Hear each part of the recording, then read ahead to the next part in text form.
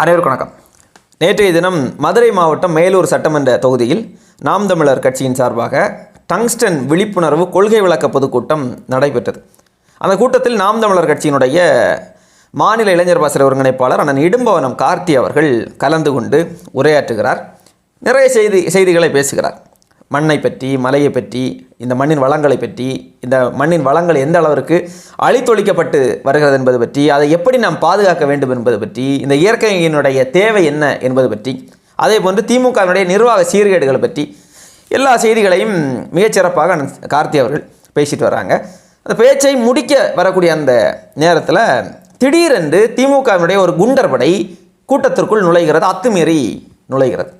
நுழைந்து விட்டு அண்ணன் கார்த்தி அவர்களை எப்படியாவது அவர் பேச விடாமல் தடுத்து விட வேண்டும் என்று சொல்லி கூச்சல் போடுகிறது, குழப்பத்தை ஏற்படுத்துகிறது. அந்த கூட்டத்தில் ஒரு கலவரத்தை ஏற்படுத்த வேண்டும் என்கிற நோக்கத்தோடு ரகளையில் ஈடுபடுது அந்த கும்பல்.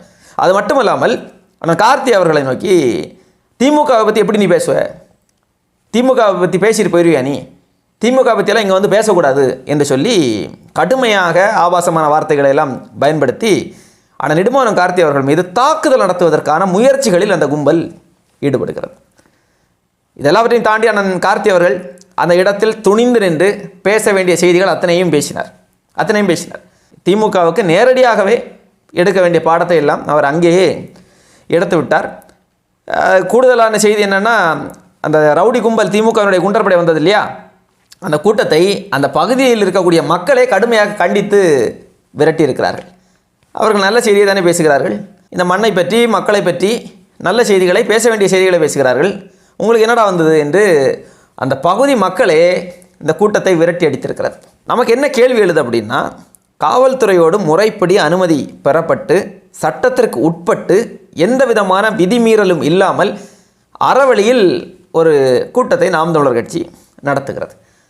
காவல்துறையிடமிருந்து அனுமதி பெற்ற ஒரு கூட்டத்திற்குள் திமுகவினுடைய ரவுடி கும்பல் அத்துமீறி கலவரத்தை செய்யக்கூடிய முயற்சியில் ஈடுபடுகிறது என்றால் தமிழ்நாட்டினுடைய சட்டம் ஒழுங்கு எந்த அளவிற்கு சீர்கெட்டு போய் கிடக்கிறது என்பதற்கு இதைவிட வேறு சான்று தேவையில்லை.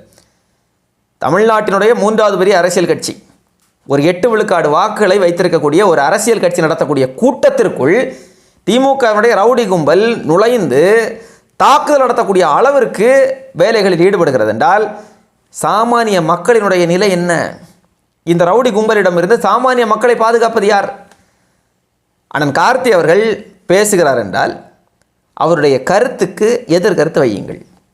உங்களிடம் அவருடைய கருத்துக்கு எதிர்கருத்து இருக்கிறது என்றால் அவர் மேடை போட்டு பேசுவது போன்று அதே இடத்துல நீங்கள் நாளைக்கே மேடை போட்டு பேசுங்க. யார் வேண்டாம் என்று சொன்னது?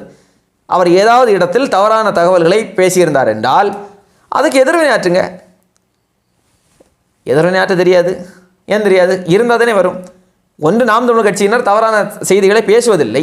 திமுக குறித்து வைக்கக்கூடிய விமர்சனங்கள் அத்தனையும் ஆதாரபூர்வமான விமர்சனங்களாக இருக்கும். அதில் நம்ம கார்த்தி அவர்கள் துவைச்சு போடுவார். அவர் வெளுத்து கட்டுவார் திமுகவை.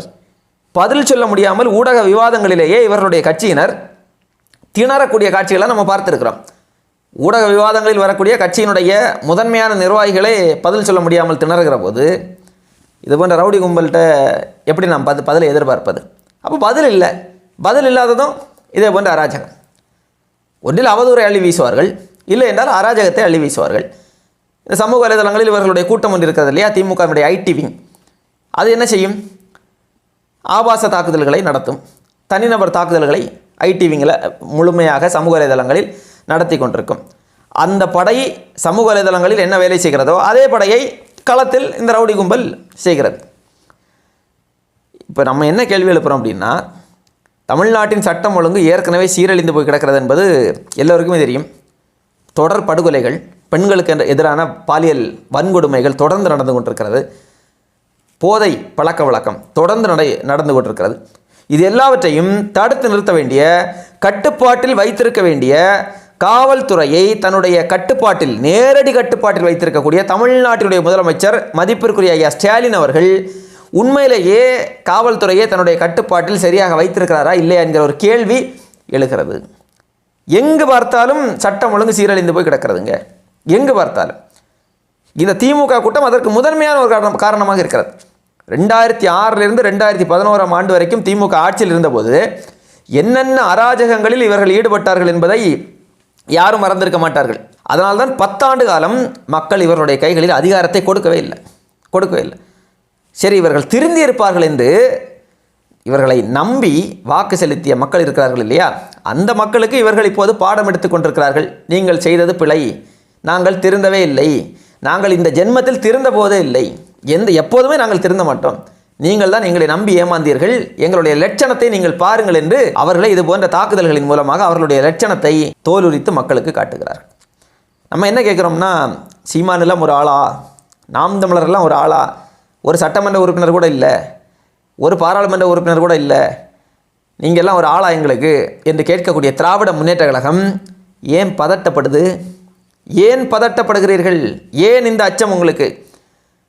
ஒரு மேடையை போட்டு நாங்கள் பேசக்கூடிய ஒரு கருத்தையே உன்னால் எதிர்கொள்ள முடியவில்லை என்றால், ஆளுங்கட்சி, பெரிய கட்சி, அதிகாரம் இருக்கிறது எங்களிடம், சட்டமன்ற உறுப்பினர்கள் இருக்கிறார்கள், அமைச்சர்கள் இருக்கிறார்கள், முதலமைச்சர் எங்களுக்கு இருக்கிறார், துணை முதலமைச்சர் எங்களுக்கு இருக்கிறார், இத்தனை பேர் உங்களிடம் இருந்தும் நாம் தமிழர் கட்சியினுடைய கருத்தியலை உங்களால் எதிர்கொள்ள முடியவில்லை இல்லையா? அதுதான் நாம் தமிழர் கட்சியினுடைய வெற்றி. அதுதான் நாம் தமிழர் கட்சியினுடைய வெற்றி. அவர்களுக்கு என்ன பிரச்சனைனா, எதிர்கொள்ள முடியலை நாம் தமிழர் கட்சியை. நீங்கள் சில செய்திகளெல்லாம் நம்ம பேசணும். கருணாநிதிக்கு பேனா சிலை வைக்கப் போகிறோம் என்று சொல்லி கிளம்பினார்கள். வைத்தார்களா? இல்லை. ஏன் வைக்க முடியவில்லை? கருத்து கேட்பு கூட்டம் என்கிற ஒன்றை நடத்தினார்கள். அந்த கூட்டத்தில் என்ன நடந்தது எல்லோருக்குமே தெரியும். அண்ணன் சீமான் அவர்கள் அந்த கூட்டத்தில் கலந்து கொண்டு அண்ணன் சீமான் அவர்கள் பேசிய பேச்சுகள் மிகப்பெரிய அளவிலே மக்கள் மத்தியிலே போய் சேர்ந்தது. இப்போது வரைக்கும் பேனா சிலை இவர்களால் நிறுவ முடியவில்லை. பரந்தூர் விமான நிலையம் நிறுவ முடியலை. தொடர்ந்து அண்ணன் சீமான் அவர்கள் அதற்கு எதிராக களத்தில் நின்று போராடி கொண்டிருக்கிறார். சமீபத்தில் 800 அனல் மின் நிலையத்திற்கான விரிவாக்கத்திற்கான திட்டம், அந்த திட்டத்திற்கான கருத்து கேட்பு கூட்டம், அண்ணன் சீமான் அவர்கள் நேரடியாக களத்தில் போய் நின்றார். கருத்து கேட்பு கூட்டத்தில் கடுமையான எதிர்வினைகளை ஆற்றினார். இதுபோன்று எங்கெல்லாம் இவர்கள் நாசகர திட்டங்களை அமல்படுத்துகிறார்களோ அங்கெல்லாம் அண்ணன் சீமான் அவர்கள் போய் நிற்கிறார். அதுதான் பிரச்சனை. மதுரையிலே கூட சமீபத்திலே இந்த டங்ஸ்டன் விவகாரத்தில் அண்ணன் சீமான் அவர்கள் நேரடியாக போய் நின்றார். தமிழ்நாட்டினுடைய மலைகளை எல்லாம் உடைத்து நொறுக்கி கேரளாவுக்கு கொண்டு போயிட்டு இருக்கிறான். அவ்வளோ ரோசம் உண்டுன்னா இந்த திமுககாரன் அதை தடுத்து நிறுத்த வேண்டியதானே? என்றைக்காவது ஒரு நாள் ஒரு முயற்சி எடுத்தானா இந்த திமுககாரன்? அங்குள்ள கேரளாவினுடைய கோழி கழிவுகள், மருத்துவ கழிவுகள், இறைச்சி கழிவுகள் எல்லாம் இங்கே தமிழ்நாட்டிற்குள் கொண்டு வந்து கொட்டப்படுகிறது. இந்த வீரத்தை எல்லாம் அங்கே கொண்டு காட்ட வேண்டியதானே? நீ காட்டினானா? என்றைக்காவது ஒரு நாள் திமுககாரன் ஒரு கனிமவள லாரியை, இங்கிருந்து அங்கே வளங்களை எடுத்து செல்லக்கூடிய லாரியை தடுத்து நிறுத்தினான்ங்கிற செய்தி உண்டா? இல்லை கேரளாவிலிருந்து இங்கே வந்த கோழி கழிவுகள், மருத்துவ கழிவுகள் இதை தடுத்து நிறுத்தினான் என்கிற செய்திகள் உண்டா? எத்தனை நாசகர திட்டங்கள், இந்த மண்ணை பாழ்படுத்தக்கூடிய திட்டங்கள், ஏதாவது ஒரு திட்டத்தை எதிர்த்து நிற்கிறானா? கடந்த ஆட்சி காலத்தில் இவர்கள் எதிர்த்து நின்ற அத்தனை திட்டங்களையும் இந்த ஆட்சி காலத்தில் வரவேற்கிறார்கள். இதை பற்றியெல்லாம் இந்த ரவுடி கும்பல் ஏதாவது தெரியுமா இந்த கூட்டத்துக்கு? இவர்களுக்கு என்ன பிரச்சனை என்றால், என்னென்ன நாசகர திட்டங்களை நிறைவேற்ற வேண்டும் என்று நினைக்கிறார்களோ அதை எதையுமே நிறைவேற்ற முடியலை. இதெல்லாவற்றையும் தாண்டி நாம் தமிழர் கட்சி தனித்து நின்று ஒவ்வொரு தேர்தலிலும் அடுத்தடுத்த கட்டத்தை நோக்கி வளர்ந்து வருகிறது இல்லையா? தமிழ்நாட்டினுடைய இளைஞர்கள் பெருவாரியாக நாம் தமிழர் கட்சியை நோக்கி அணிதிரண்டு வருகிறார்கள் இல்லையா? அதுதான் பிரச்சனை.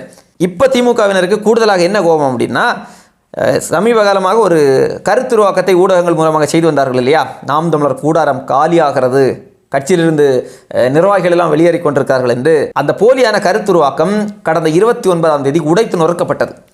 எப்படி உடைத்து நொறுக்கப்பட்டது என்றால், ஒரே நாளில் 1000 இடங்களில் நாம் தமிழர் கட்சியினுடைய உறுப்பினர் சேர்க்கை முகாம்கள் நடத்தப்பட்டது. அதிலே 14,190 பேர் புதிதாக நாம் தமிழர் கட்சியில் தங்களை இணைத்திருக்கிறார்கள் உறுப்பினர்களாக.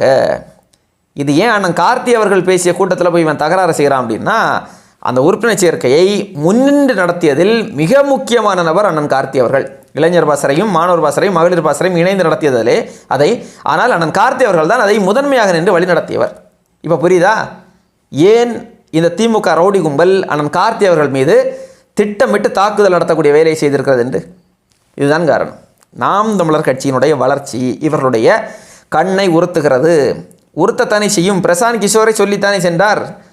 சீமான் தான் அடுத்த 5 ஆண்டு காலத்திற்கு தமிழ்நாட்டினுடைய எதிர்க்கட்சியினுடைய குரலாக இருப்பார், அவரிடம் கவனமாக இருங்கள் என்று. அதனால்தான் என்னெல்லாமோ செஞ்சு பார்க்குறாங்க. யாரையெல்லாமோ கொண்டு வந்து நாம் தமிழருக்கு எதிராக தாக்குதல் நடத்துவது, புகார் கொடுக்க வைப்பது, பேசுவது, எழுதுவது, எல்லாவற்றையும் தாண்டி இப்போது மேடைகளில் கலவரம் செய்யக்கூடிய அளவுக்கு வந்து நிற்கிறார்கள். இப்போது தான் வந்தார்களா என்று கேட்டால் இவர்கள் எப்போதோ வந்தார்கள்.